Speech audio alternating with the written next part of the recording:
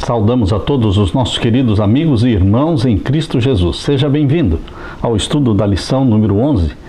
Vamos, antes de iniciar o estudo, orar ao nosso Deus. Pai querido que estás nos céus, na Tua presença estamos, buscando a Tua bênção mais uma vez, a presença do Espírito Santo comigo e com os meus irmãos. Derrama sobre nós o Espírito Santo, abre a nossa mente para entendermos a mensagem que o Senhor tem para nós hoje. É em nome de Jesus que eu peço. Amém. Queridos, a lição número 11, o selo de Deus ou a marca da besta. Deus é o único que merece adoração. A palavra de Deus diz em Apocalipse capítulo 4, nós podemos ler o verso 11. Digno é, Senhor, de receber glória e honra e poder, porque Tu criaste todas as coisas, e por Tua vontade são e foram criadas. Deus é digno, o único digno de receber toda a adoração. E Deus tem um sinal de lealdade entre Ele e o seu povo, entre Ele e aqueles que o adoram como Criador dos céus e da terra. Porém, queridos, o anticristo, um poder que se levanta na terra contra Deus, querendo parecer Deus, se assentando no lugar de Deus, exige também a adoração.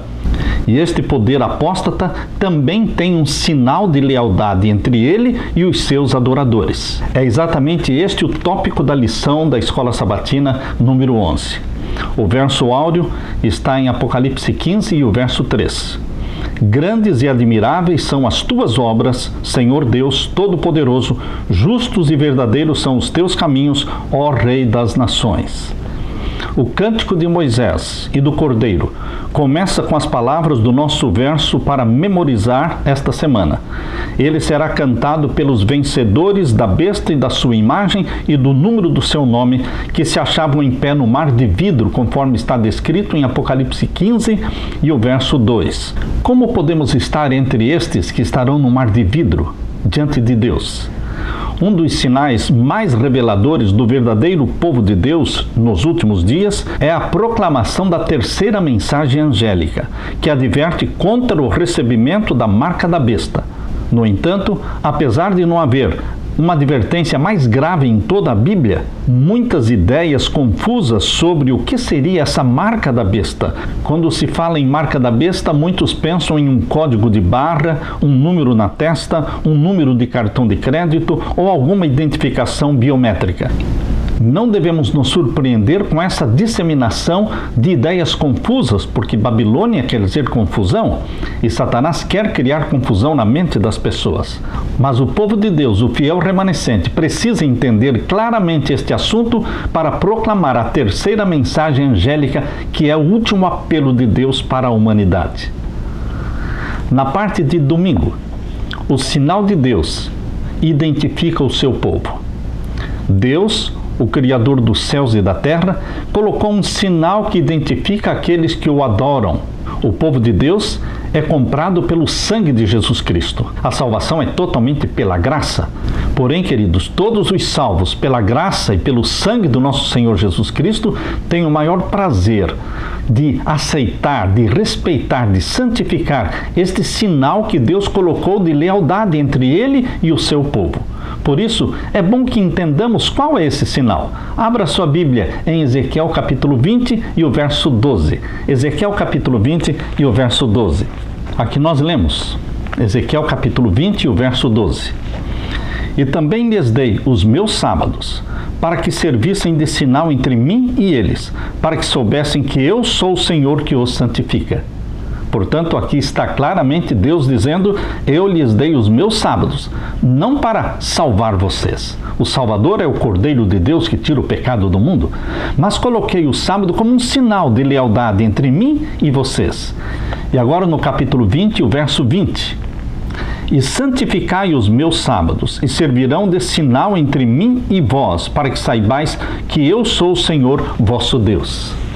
Quando você lê Isaías capítulo 56, você entende melhor este sinal que Deus colocou entre ele e o seu povo. Abra sua Bíblia em Isaías 56. Nós vamos ler a partir do verso 2. Bem-aventurado o homem que fizer isto, e o filho do homem que lançar mão disto, que se guarda de profanar o sábado e guarda sua mão de perpetrar algum mal. E o verso 4. Porque assim diz o Senhor a respeito dos eunucos, que guardam os meus sábados e escolhem aquilo que me agrada e abraçam o meu concerto. Verso 5. Também lhes darei na minha casa e dentro dos meus muros um lugar e um nome melhor do que o de filhos e filhas. Um nome eterno darei a cada um deles, que nunca se apagará. Verso 6. E aos filhos dos estrangeiros que se chegarem ao Senhor para o servirem e para amarem o nome do Senhor, sendo deste modo servos seus, todos os que guardarem o sábado, não o profanando, e os que abraçarem o meu concerto. Também os levarei ao meu santo monte, e os festejarei na minha casa de oração. Os seus holocaustos e os seus sacrifícios serão aceitos no meu altar, porque a minha casa será chamada casa de oração para todos os povos. Queridos, eu tenho um amigo que tinha dúvidas com relação à guarda do sábado, porque todos diziam para ele que não precisava guardar o sábado. E ele tinha uma profissão que rendia mais dinheiro no sábado: cabeleireiro. Você sabe que o maior movimento é no sábado. E ele, lendo a Bíblia, ele entendeu que deveria guardar o sábado. Mas como as críticas e a pressão foi muito grande, ele então pediu a Deus um sinal. Ele fechou a Bíblia e orou a Deus, pedindo: Senhor, eu preciso que o Senhor me ajude.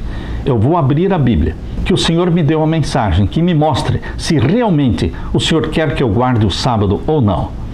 E então ele abriu a Bíblia. Quando ele abriu exatamente em Isaías 56. Ele nunca tinha lido este capítulo. E então ele leu todo este capítulo, e então quando ele foi à igreja no próximo culto, ele deu o testemunho. Queridos, Deus não quer que você viva na confusão, na dúvida.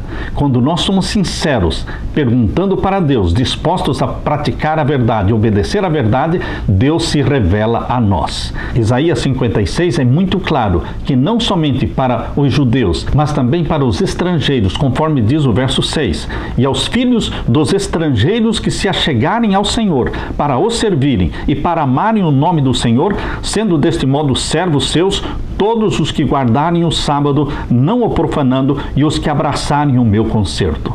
Deus criou o sábado, o 7º dia da semana, lá no Jardim do Éden, Gênesis capítulo 2, verso 1 a 3. Justo na primeira semana da criação, Deus estabeleceu o 7º dia como um dia sagrado, um dia de descanso, entre Ele e a humanidade. Você está sendo convidado para receber este sinal de Deus, sinal de lealdade entre você e o Criador dos céus e da terra. Na parte de segunda-feira, a besta e a falsa adoração.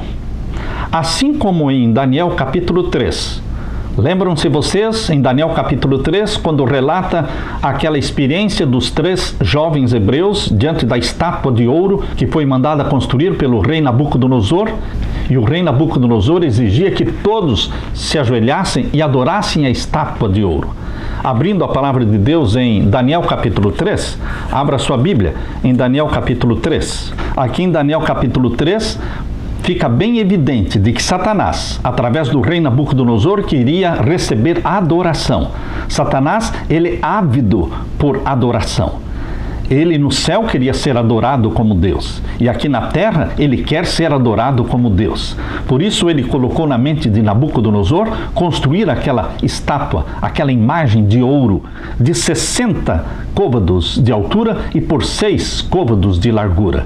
60 por 6. 60 era um número do Deus maior de Babilônia, e 6 era um número que identificava o Deus menor de Babilônia. Portanto, a estátua, sendo de 60 por 6, indicava que todo aquele que se ajoelhasse diante dela estaria adorando todos os deuses de Babilônia, representado pelo número 600. O número 600 representava todos os deuses de Babilônia. O 60 era o Deus maior e o 6 era o Deus menor. Portanto, queridos, estes 3 jovens hebreus permaneceram diante daquela estátua de ouro imóveis, em pé.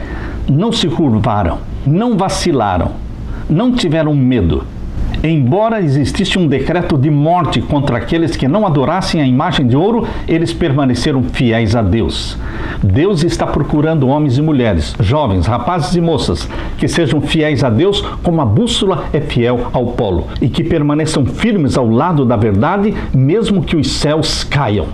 Mesmo que as montanhas se movam dos seus lugares, você vai permanecer firme, porque Deus quer homens e mulheres que não se comprem e nem se vendam, e que ousem chamar o pecado pelo nome. A experiência narrada em Daniel capítulo 3 é uma profecia para o tempo do fim, porque a história vai se repetir. Agora, no tempo do fim, conforme diz em Apocalipse capítulo 13, mais uma imagem será levantada na terra. Abra sua Bíblia em Apocalipse capítulo 13. Aqui neste capítulo 13 de Apocalipse diz que uma imagem será levantada e exigirá adoração. E haverá um decreto de morte contra aqueles que não adorarem a imagem da besta ou a besta. Leia comigo Apocalipse 13 e os versos 15 em diante. E foi-lhe concedido que desse espírito à imagem da besta, para que também a imagem da besta falasse e fizesse que fossem mortos todos os que não adorassem a imagem da besta. E faz que a todos, pequenos e grandes, ricos e pobres, livres e servos, lhes seja posto um sinal na sua mão direita ou nas suas testas. A imagem da besta é representada pela besta que subiu da terra. A besta que subiu da terra, que está em Apocalipse 13, verso 11, é o protestantismo apostatado representado pelos Estados Unidos da América do Norte. Os Estados Unidos da América do Norte usará toda a sua influência, todo o seu poder e todo o seu exército para exaltar o papado e fazer com que todos os povos da terra se submetam ao poder papal. Existe aqui uma parceria entre a primeira besta, a besta que subiu do mar, o poder papal, e a segunda besta, a besta que subiu da terra, os Estados Unidos da América do Norte. Estes dois poderes se unem para o domínio mundial. Mas, queridos, é os Estados Unidos que emitirá o decreto dominical, exigindo que todos santifiquem o primeiro dia da semana. É dos Estados Unidos que sairá também o decreto de morte contra aqueles que não se submeterem. Sim, a imagem da besta, este protestantismo apostatado representando pela nação americana, imporá sobre o mundo o poder papal. Esta é a nova ordem mundial. Esta é a supremacia papal do tempo do fim. Conforme nós lemos aqui no capítulo 13, no verso 15, tudo diz respeito à adoração. Aqui diz claramente, verso 15, e foi-lhe concedido que desse espírito à imagem da besta, para que também a imagem da besta falasse e fizesse que fossem mortos todos os que não adorassem a imagem da besta. O foco aqui é adoração. Você só adora a Deus. Existe um poder na terra que se coloca no meio da cristandade querendo parecer Deus, aceitando adoração, exigindo adoração, reivindica para si os atributos que pertencem somente a Deus e pretende ter poder para mudar até a lei de Deus. Queridos, o mundo todo será forçado a adorar este poder, representado pela besta que subiu do mar. Como você fará? Qual será a sua atitude agora no tempo do fim? O capítulo 14, o verso 9, tem uma advertência contra aqueles que adorarem a besta e a sua imagem. Leia comigo a terceira mensagem angélica. Apocalipse 14, o verso 9. E seguiu-se o terceiro anjo, dizendo com grande voz: se alguém adorar a besta e a sua imagem, e receber o sinal na sua testa ou na sua mão, na testa ou na mão, será colocado o sinal, a marca da besta. E o verso 10. Também o tal beberá do vinho da ira de Deus, que se deitou não misturado no cálice da sua ira, e será atormentado com fogo e enxofre diante dos santos anjos e diante do Cordeiro. Aqui está a advertência para aqueles que adorarem a besta ou a sua imagem. Eles serão atormentados com fogo e enxofre. Queridos, também vamos ler Apocalipse 16 e o verso 2, falando sobre o derramamento das 7 pragas. A primeira praga será derramada exatamente sobre aqueles que adoram a besta ou a sua imagem. Leia comigo, Apocalipse 16 e o verso 2. E foi o primeiro, e derramou a sua salva sobre a terra, e fez-se uma chaga má e maligna nos homens que tinham o sinal da besta e que adoravam a sua imagem. Vocês estão percebendo que todos estes versos que nós estamos lendo, todos eles usam a palavra adoravam, adoravam. Tudo diz respeito à adoração. Satanás quer ser adorado, mas ele não é Deus. O papado quer ser adorado, mas ele não é Deus. Só existe um Deus triuno, Pai, Filho e Espírito Santo, que merecem adoração, diante de quem você pode se ajoelhar. É o único digno de adoração. E este Deus tem um sinal de lealdade entre ele e os seus adoradores. O 7º dia da semana, o Santo Sábado, instituído lá no Jardim do Éden, conforme diz Gênesis capítulo 2, e os versos 1 até o verso 3. Queridos, intencionalmente, Deus colocou já na primeira mensagem angélica, que está lá em Apocalipse 14, os versos 6 e o verso 7, colocou aqui um chamado mundial para a adoração do Criador dos céus e da terra. Deus exige adoração porque Ele é Deus. Aqui lemos em Apocalipse 14, versos 6 e 7. E vi um outro anjo voar pelo meio do céu, e tinha o evangelho eterno para o proclamar aos que habitam sobre a terra, e a toda nação, e tribo, e língua, e povo, dizendo com grande voz: temei a Deus e dai-lhe glória, porque vinda é a hora do seu juízo, e adorai aquele que fez o céu, e a terra, e o mar, e as fontes das águas. Percebam que estas mensagens angélicas, as 3 mensagens angélicas, vêm exatamente logo após o capítulo 13. O capítulo 13 mostra a trindade satânica formada pelo dragão, que é Satanás, a besta que subiu do mar, que é o papado, e a besta que subiu da terra, os Estados Unidos da América do Norte. Esta trindade exige adoração, mas nós não podemos adorar uma trindade falsa. Mas agora, no capítulo 14, Deus mostra a primeira mensagem angélica, clamando para que o povo adore aquele que verdadeiramente merece ser adorado, reverenciado, porque Ele é Deus, Criador dos céus e da terra. Por isso a primeira mensagem angélica no verso 7 diz: temei a Deus e dai-lhe glória, porque vinda é a hora do seu juízo, e adorai aquele que fez o céu, a terra, o mar e as fontes das águas. O ponto aqui, queridos, é adoração. Adorar a Deus ou adorar o papado? A quem vamos adorar? E na sequência da terceira mensagem angélica, no capítulo 14, verso 12, diz as características deste povo que ousa não se dobrar diante do papado, ousa adorar somente aquele que criou os céus e a terra. Por isso o capítulo 14, verso 12 diz: aqui está a paciência dos santos, aqui estão os que guardam os mandamentos de Deus e a fé de Jesus. Estes remanescentes de Deus, que ousam guardar os mandamentos de Deus e não os mandamentos dos homens, e possuem a fé em Jesus Cristo como Salvador, eles são os verdadeiros adoradores de Deus. E a pergunta que eu deixo com você é: a quem vamos adorar? Em nome de Jesus, eu adorarei aquele que é o Criador dos céus e da terra. Na parte de terça-feira, o selo de Deus. Um selo, assim como uma assinatura, são usados para validar um documento. Na antiguidade, queridos, o selo era um carimbo pressionado numa cera mole ou argila, utilizado para demonstrar autenticidade ou propriedade, e trazia consigo a autoridade do seu proprietário. Qual é o selo de Deus? Como e quando é dado o selo de Deus? A palavra de Deus fala de 2 selos. Abra sua Bíblia primeiramente em Efésios capítulo 1 e o verso 13. Efésios capítulo 1, verso 13, é o apóstolo Paulo quem está falando. Aqui ele diz: em quem também vós estáis, depois que ouvistes a palavra da verdade, o evangelho da vossa salvação, e tendo nele também crido, fostes selados com o Espírito Santo da promessa. Quando você aceita Jesus Cristo como Salvador, você é selado pelo Espírito Santo da promessa. Você recebe uma bênção ao receber Jesus Cristo como Salvador. Você recebe o Espírito Santo. O Espírito Santo é derramado sobre você em forma de chuva temporã. A chuva temporã do Espírito Santo aconteceu lá na igreja cristã no dia dos apóstolos, no dia do Pentecostes. Mas, querido, cada pessoa que aceita Jesus como Salvador inicia recebendo o Espírito Santo na forma de uma chuva temporã, que é uma chuva mais fraca, mais amena, preparando-se para depois receber a chuva serôdia do Espírito Santo. Você, quando abraçou a Jesus como Salvador, você foi selado por esta chuva temporã do Espírito Santo. Nós também podemos ler em Efésios capítulo 4 e o verso 30. Abra sua Bíblia. Efésios capítulo 4 e o verso 30. E não entristeçais o Espírito Santo de Deus, no qual estáis selados para o dia da redenção.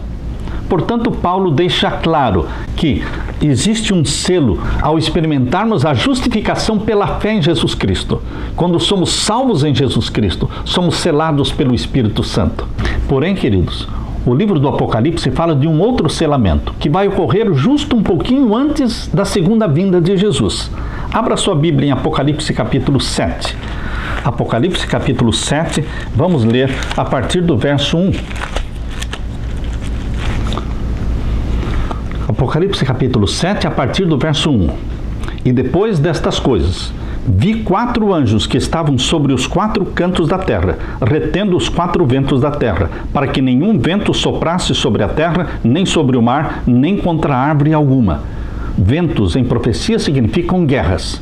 Existem 4 anjos segurando os 4 ventos, ou seja, guerras mundiais, que tentarão destruir o mundo, destruir a terra, mas Deus está retendo os 4 ventos, até que o povo de Deus seja selado pelo selo do Deus vivo. Somente então Jesus Cristo poderá lançar o incensário sobre a terra, fechar a porta da graça, e então Deus dará o consentimento divino para Satanás destruir 1/3 da terra, conforme está registrado nas trombetas.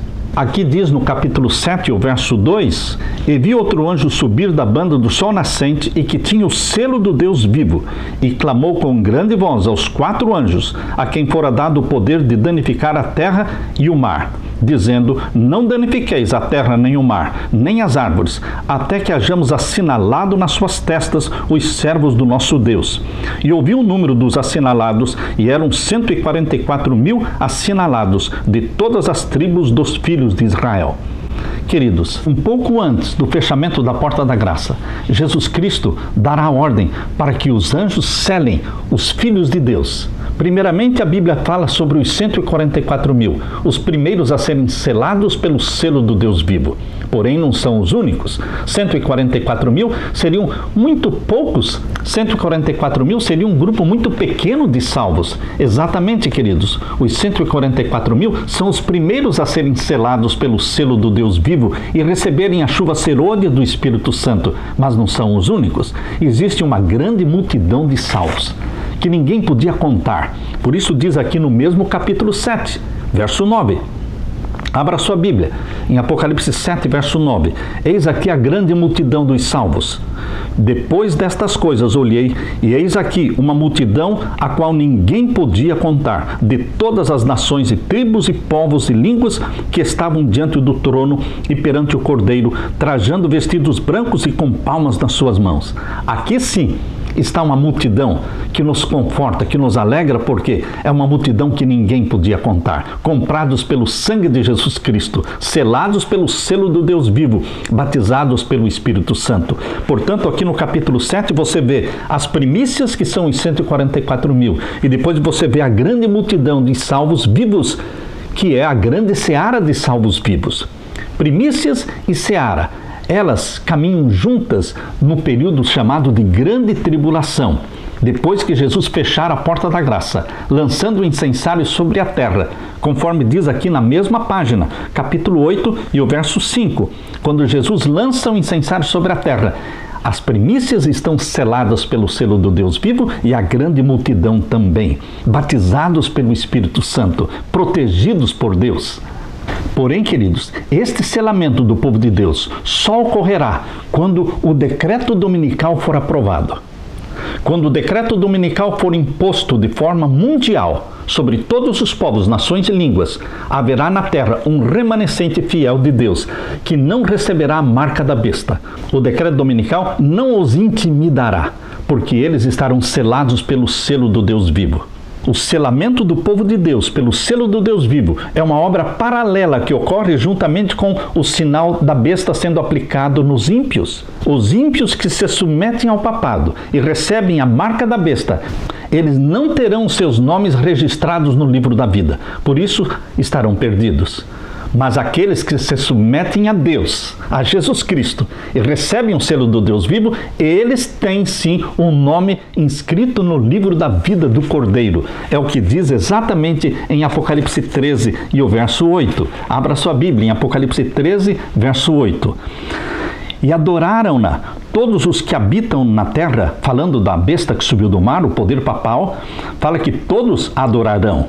E adoraram-na todos os que habitam sobre a terra, esses cujos nomes não estão escritos no livro da vida do Cordeiro que foi morto desde a fundação do mundo. Quem vai adorar a besta e a sua imagem? Todos os que não têm o nome no livro da vida e do Cordeiro. Mas você, meu querido irmão, comprado pelo sangue de Jesus Cristo, selado pelo selo do Deus vivo, batizado pelo Espírito Santo, você tem o seu nome no livro da vida. Você não adora outro ser que não seja o Criador dos céus e da terra. Eu convido você para ler comigo Isaías capítulo 8, verso 16. Isaías capítulo 8 e o verso 16 menciona que o selo de Deus foi colocado na lei de Deus. Isaías capítulo 8 e o verso 16. Aqui nós lemos: liga o testemunho, sela a lei entre os meus discípulos.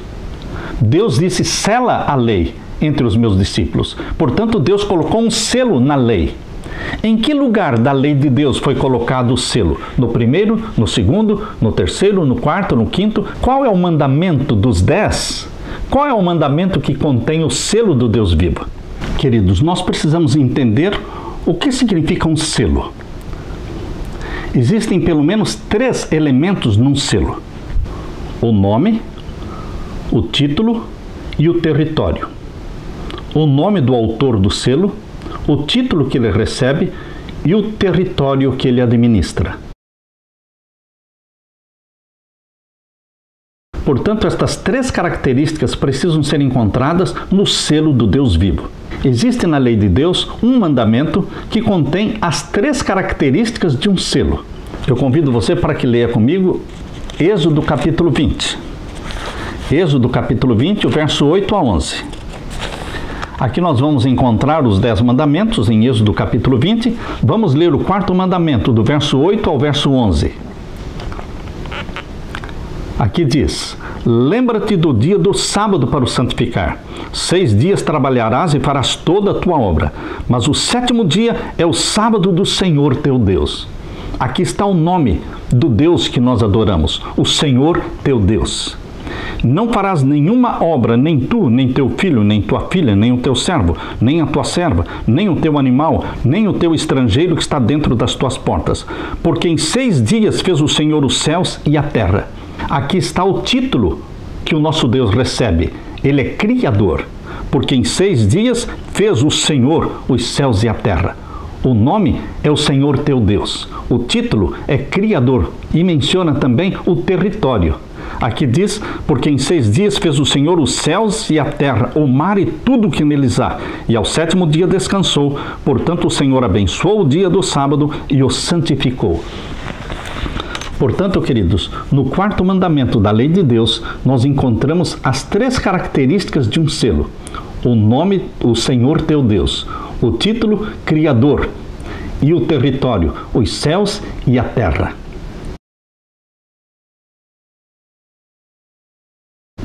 Este é o selo do Deus vivo, que está na lei de Deus. Por que o selo de Deus é recebido somente na testa?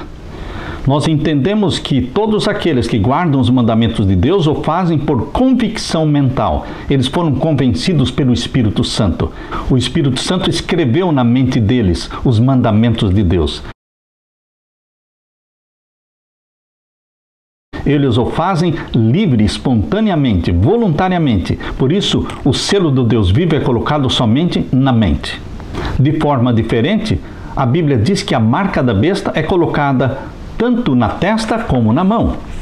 Abra sua Bíblia em Apocalipse 13 e vamos ver aqui o verso 16. E faz que a todos pequenos e grandes, ricos e pobres, livres e servos, lhes seja posto um sinal na sua mão direita ou nas suas testas. Por que a marca da besta é colocada ou na testa ou na mão? Na testa se refere àqueles que guardam domingo por convicção. Eles acreditam, eles creem que este é o dia santo e por isso guardam domingo. Mas existem muitos que sabem que o domingo não é o dia de guarda. Eles sabem que é o sábado, mas guardam o domingo por medo da pressão, por medo da penalidade, por medo de não poder nem comprar e nem vender. Por isso a Bíblia diz que muitos receberão sinal na mão, porque eles não têm convicção, mas eles o fazem por causa da pressão e do medo. No caso do selo do Deus vivo, não existe o selo do Deus vivo na mão, porque Deus não impõe, Deus não obriga, Deus não ameaça. Todos aqueles que obedecem a Deus, obedecem por amor, porque foram salvos por Jesus Cristo, foram comprados pelo sangue de Jesus Cristo, e eles querem demonstrar o amor guardando os mandamentos de Deus. Nós somos aqueles que desconfiamos de nós mesmos, mas confiamos plenamente em Jesus Cristo, nosso Salvador. Aleluia! Na parte de quarta-feira, a marca da besta. Se o selo de Deus está na lei de Deus, então também a marca da besta está na lei, mas não na lei de Deus, mas na lei papal. Existe uma lei papal que está registrada lá no Catecismo Romano. Ali também tem uma lei chamada Lei dos 10 Mandamentos. O selo de Deus está na Lei dos 10 Mandamentos, escrita pelo dedo de Deus, conforme está em Êxodo capítulo 20. Mas a marca da besta está também na Lei dos 10 Mandamentos, escrita no Catecismo Romano. Estas duas leis são diferentes. Eu quero convidar você para ler cada um dos mandamentos conforme estão registrados lá no Catecismo Romano. Aqui nós temos, queridos, uma comparação entre a lei de Deus, conforme foi escrita por Deus e que está em Êxodo capítulo 20, e a lei do Catecismo Romano, escrita pelo poder papal.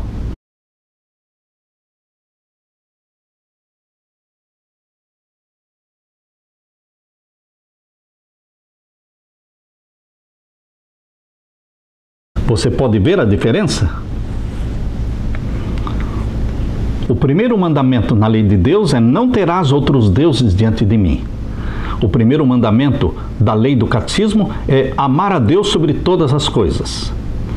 O segundo mandamento da lei de Deus diz: não farás para ti imagem de escultura, nem semelhança alguma do que há em cima nos céus, nem embaixo na terra, nem nas águas debaixo da terra. Não as adorarás, nem lhes darás culto, porque eu sou o Senhor teu Deus, Deus zeloso, que visito a iniquidade dos pais nos filhos, até a 3ª e 4ª geração daqueles que me aborrecem, e faço misericórdia até 1000 gerações daqueles que me amam e guardam os meus mandamentos.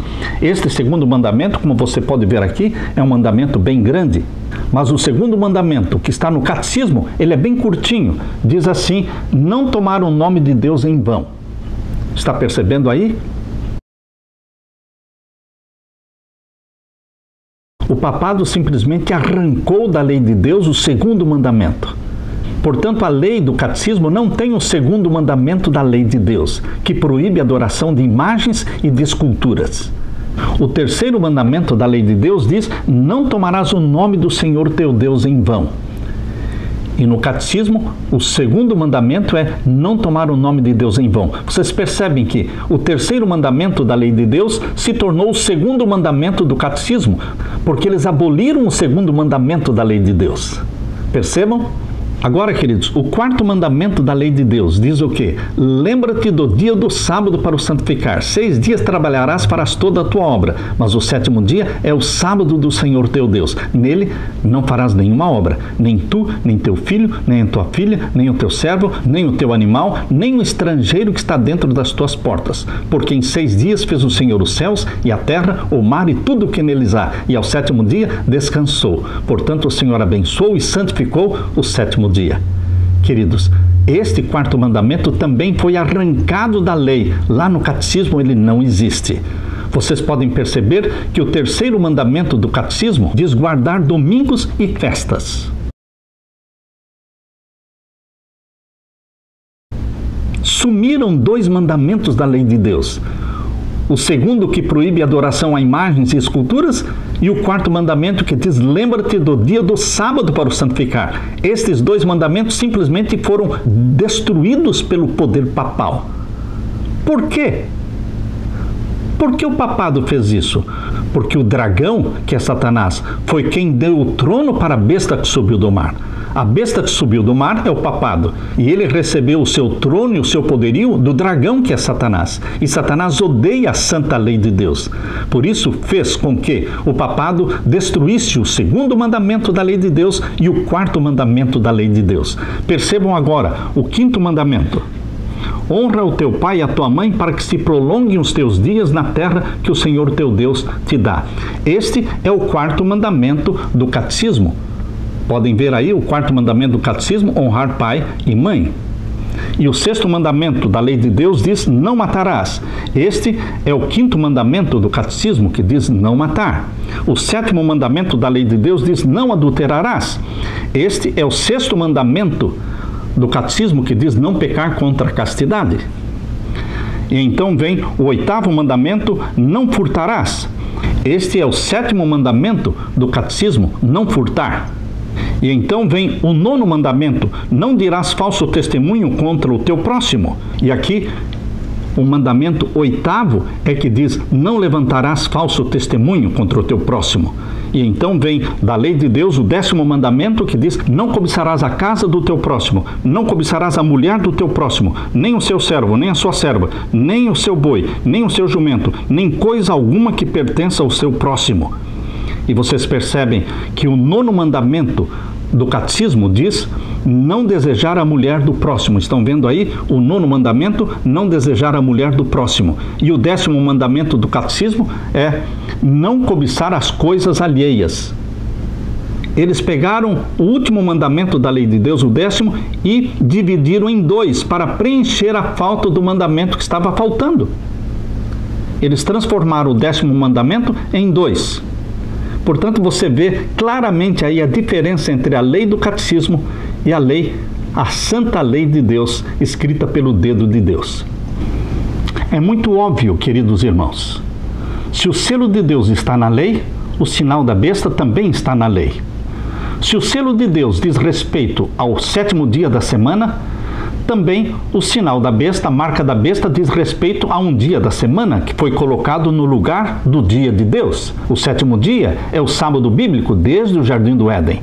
E o papado colocou o primeiro dia da semana no lugar do 7º dia. O 7º dia, diz a Bíblia, é um sinal de adoração ao Criador dos céus e da terra, porque relembra a semana da criação, relatada em Gênesis capítulo 1 e capítulo 2. Mas a guarda do primeiro dia da semana é um sinal de rejeição do Criador dos céus e da terra e submissão, sim, ao poder papal, que se levantou contra Deus, querendo parecer Deus, e mudou a lei de Deus, exatamente como diz em Daniel capítulo 7, verso 25, que o chifre pequeno, o poder papal, perseguiria os santos do Altíssimo e cuidaria em mudar os tempos e a lei, e perseguiria o povo de Deus por 1260 anos, ou seja, um tempo, 2 tempos e metade de um tempo. Este poder papal perseguiu o povo de Deus por 1260 anos. Esta supremacia papal e perseguição duraram do ano 538 até o ano 1798, quando o Papa Pio VI foi preso no dia 10 de fevereiro. Neste livro, O Grande Conflito, nós lemos na página 605, no capítulo O Último Convite Divino. Aqui nós lemos: mas ninguém deverá sofrer a ira de Deus antes que a verdade se lhe tenha apresentado ao espírito e consciência e haja sido rejeitada. Há muitos que nunca tiveram oportunidade de ouvir as verdades especiais para este tempo. A obrigatoriedade do 4º mandamento nunca lhes foi apresentada em sua verdadeira luz. Aquele que lê todos os corações e prova todos os intuitos, não deixará que pessoa alguma que deseje o conhecimento da verdade seja enganada quanto ao desfecho da controvérsia. O decreto não será imposto ao povo cegamente. Cada qual receberá esclarecimento bastante para fazer inteligentemente a sua decisão. Queridos, hoje não tem ninguém recebendo o sinal da besta, porque o decreto dominical não foi imposto ainda obrigatoriamente, mundialmente. Mas quando o decreto dominical for imposto, então sim, ele vai se espalhar pelo mundo todo e todos terão que fazer uma decisão ao lado dos mandamentos de Deus ou ao lado dos mandamentos papais. A quem você vai obedecer?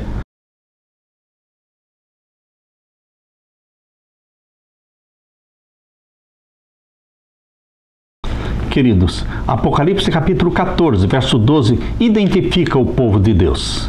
Aqui nós lemos: aqui está a paciência dos santos. Aqui estão os que guardam os mandamentos de Deus e a fé de Jesus. Satanás tenta fazer com que as pessoas guardem os mandamentos e não aceitem a Jesus.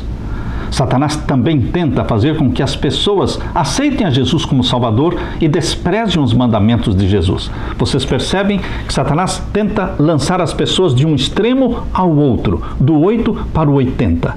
Nós temos os judeus que guardam os mandamentos de Deus e rejeitam Jesus como Salvador. Estão salvos? Não, não estão salvos, porque o Salvador é Jesus Cristo. Mas nós temos milhões de pessoas que aceitam a Jesus como Salvador, mas eles rejeitam os mandamentos de Jesus, continuam transgredindo os mandamentos de Deus. E a Bíblia diz em 1 João 3,4 que pecado é transgressão da lei. Portanto, meus queridos, se nós aceitamos a Jesus como Salvador, somos perdoados, somos salvos e continuamos na transgressão da lei de Deus, pecando voluntariamente, estamos dando demonstração, evidência de que não fomos salvos em Jesus Cristo. Estamos dando evidência de que a nossa fé em Jesus Cristo não é uma fé genuína, verdadeira, que produz obras de obediência, mas é uma fé falsa. Dizer que amamos a Jesus Cristo, dizer que somos salvos por Jesus Cristo e ao mesmo tempo desprezarmos os mandamentos de Deus, isto é puro engano. Abra sua Bíblia em 1 João capítulo 2. 1 João capítulo 2. Aqui nós lemos na primeira carta de João capítulo 2 e os versos 3 e 4. E nisto sabemos que o conhecemos. Está falando, nisto sabemos que conhecemos a Jesus, se guardarmos os seus mandamentos. Está claro isso? Só podemos realmente falar, eu conheço a Deus, se nós estivermos guardando os seus mandamentos. Porque o conhecimento de Deus envolve uma amizade íntima com Jesus Cristo. Fomos salvos por Jesus Cristo, nos tornamos amigos íntimos, conversamos com Ele todos os dias e o Espírito Santo escreve os mandamentos de Deus no nosso coração. Nós temos prazer nos mandamentos de Deus, não somos inimigos da lei de Deus. Por isso diz o verso 4, 1 João capítulo 2, verso 4. Aquele que diz, eu o conheço e não guarda os seus mandamentos é mentiroso e nele não está a verdade. Você quer uma linguagem mais clara do que esta? Deus não engana ninguém. Deus diz, a salvação é Jesus.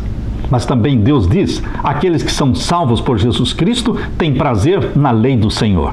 Queridos, 1 João capítulo 2, verso 6 diz assim, aquele que diz que está nele também deve andar como ele andou. Todos nós que estamos em Jesus devemos andar como Jesus andou. E Jesus sempre andou no caminho da obediência. Jesus sempre obedeceu os mandamentos de Deus. Como um homem na terra, ele era obediente aos mandamentos do Pai. Abra sua Bíblia em João capítulo 15. Em João capítulo 15 e o verso 10.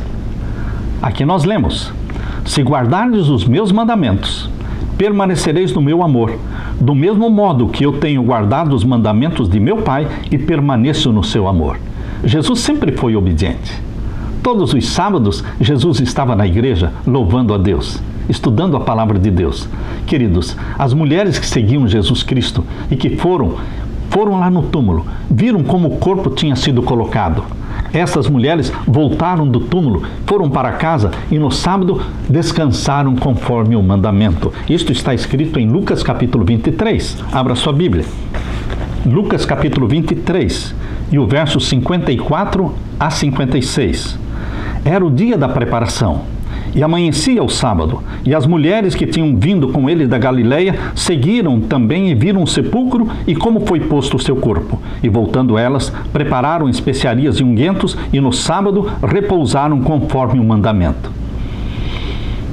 Isto quer dizer que aqueles que têm Jesus como Salvador não precisam desprezar o sábado, não precisam desprezar os mandamentos de Deus. Pelo contrário, eles terão prazer em obedecer os mandamentos de Deus, porque foram salvos por Jesus Cristo. Aleluia! Na parte de quinta-feira, o sábado como selo. Nesta parte de quinta-feira, eu gostaria de entrar num assunto que está aqui no capítulo 13 de Apocalipse e os versos 17 e 18. Aqui diz assim, para que ninguém possa comprar ou vender, senão aquele que tiver o sinal, ou o nome da besta, ou o número do seu nome. Existe um sinal, existe um nome, existe um número do nome.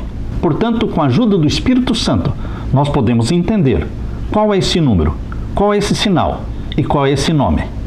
Verso 18 diz: aqui há sabedoria. Aquele que tem entendimento, calcule o número da besta, porque é o número de um homem, e o seu número é 666, 666.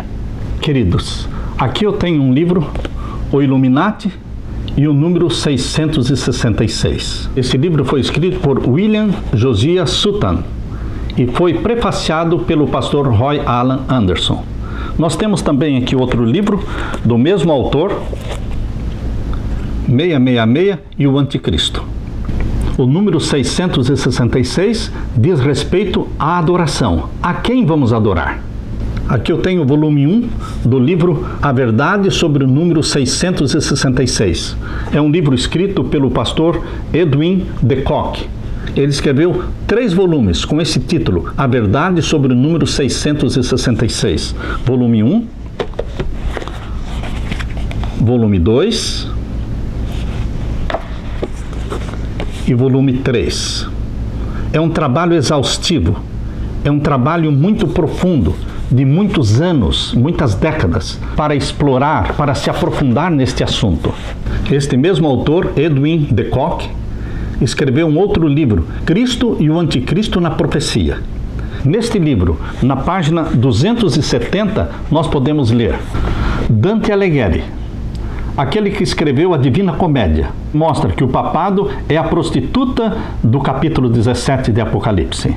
Aqui na página 270 deste livro, o autor menciona que os albigenses e os valdenses apontavam para o papado como sendo o anticristo. John Wycliffe, que viveu entre 1330 a 1884, apontava para o papado como sendo o anticristo. João Hus, que viveu de 1372 a 1415, também apontava para o papado como anticristo. Martinho Lutero, que viveu de 1483 a 1546, apontava para o papado como sendo o anticristo. John Knox, em 1547, apontou para o papado como sendo o anticristo. John Wycliffe, Tyndale, Martinho Lutero, Calvino, Cranmer, John Bunyan, todos eles apontaram para o papado como sendo o anticristo. Isaac Newton, John Wesley, George Whitefield, Jonathan Edwards, Charles Spurgeon, todos estes apontaram unanimemente para o papado como sendo o anticristo, como sendo o 666 de Apocalipse capítulo 13. Este é um outro livro poderoso, escrito por um ex-jesuíta, padre jesuíta, Peter de Rosa. Peter de Rosa escreveu este livro, Vicars of Christ, Vigários de Cristo. Aqui ele menciona que até o Papa Gregório VII, que viveu até 1085, todos os papas se intitulavam Vicar of St. Peter, ou seja, Vigários de São Pedro. Porém, a partir do Papa Gregório VII, eles começaram a se intitular Vigários de Cristo, Vicars of Christ. Nesses 3 volumes do pastor Edwin Kock, ele explica que ao longo de 1200 anos, os papas têm reivindicado para si o título de Vicarius Filii Dei, ou seja, vigário do Filho de Deus. Esse é o título papal que tem trazido muita polêmica. Mas, queridos, como está provado na história, este título papal, Vicarius Filii Dei, é o título mais reconhecido pelo papado e abundantemente usado por mais de 1000 anos. Nestes 3 volumes do pastor Edwin Kock, ele menciona como os papas mais recentes também usaram este título, Vigários do Filho de Deus. Tanto Paulo VI, como também João XXIII, como também João Paulo II, todos eles escreveram documentos onde eles se identificaram como Vigários do Filho de Deus. A discussão, queridos, não deve ser se este título papal estava escrito na tiara ou não. Este não é o ponto, esta não é a discussão. O ponto importante é que Vicarius Filii Dei é um título reivindicado pelo poder papal ao longo de mais de 1000 anos. Não há nenhuma dúvida sobre isso. Vicarius Filii Dei significa substituto do Filho de Deus. Esse é um título que está em latim. Se nós somarmos os algarismos romanos que existem neste título, Vicarius Filii Dei, nós vamos ter o número 666. Exatamente como você está vendo neste quadro, o número é exato.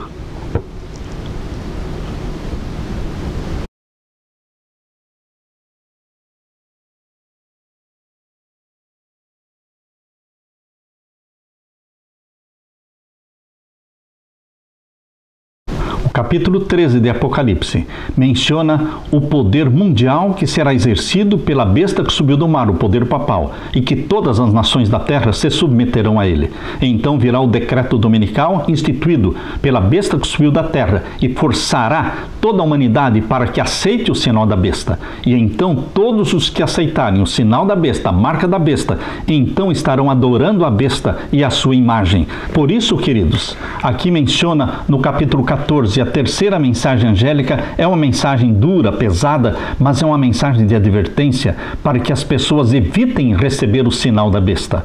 Por isso diz aqui no capítulo 14, versos 9 e 10.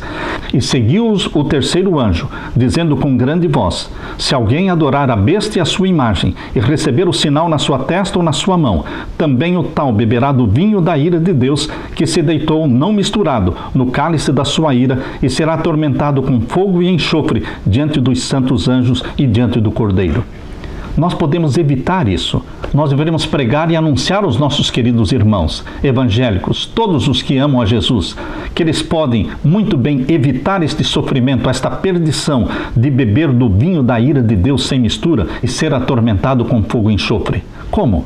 Evitando, rejeitando o sinal da besta e unindo-se ao remanescente fiel de Deus, que diz em Apocalipse 14, verso 12, aqui está a paciência dos santos, os que guardam os mandamentos de Deus e têm a fé de Jesus. O término da pregação do Evangelho será algo majestoso. E você e eu fazemos parte deste exército de Jesus Cristo que proclamará as três mensagens angélicas e proclamará o alto clamor: sai dela, povo meu. Deus tem um povo meu, Deus tem um povo que é dele ainda em Babilônia. São milhões deles, homens e mulheres, filhos e filhas de Deus que ainda estão em Babilônia. Deus abençoará cada um deles e você será usado por Deus para convidar estas pessoas a se unirem aos que guardam os mandamentos de Deus e a fé de Jesus. Fique, portanto, meu querido irmão, com a paz de Jesus. Amém.